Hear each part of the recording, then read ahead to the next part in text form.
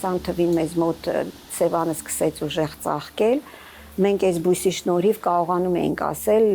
ինչ քանակությամբ որ մասում է աղտոտվածությունը,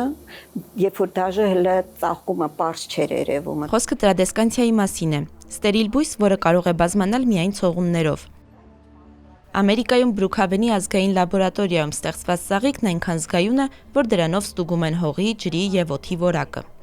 80-ականներին բույսը բերվեց Հայաստան։ Երևանի պետական համալսարանի բջջագենետիկայի լաբորատորիայում ուսումնասիրում էին ժամանակին գործող արտադրամասերի, օրինակ նաիրիտի շրջակայքում օդի աղտոտվածությունը։ Երբ որ արդեն ես սկսեցի աշխատել այս բույսի հետ, մենք ուսումնասիրել ենք Երևան քաղաքի տարբեր շրջանների հողը, միջև պեստիցիդներ տալով եւ հետո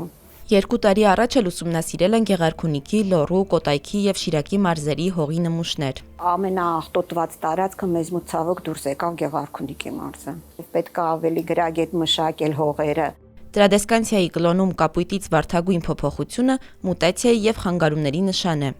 Այս գործընթացը տեխնիկապես պարզ է, էժան եւ կարճ ժամանակում 30-ից 35 օրում կայուն արդյունք է տալիս։ Այս բույսի համար պետք չեն մեծ գումարներ, այս բույսի համար պետք չեն ստիրիլ պայմաններ, այս բույսի համար ուղղակի պետք է լավ ջերմոց։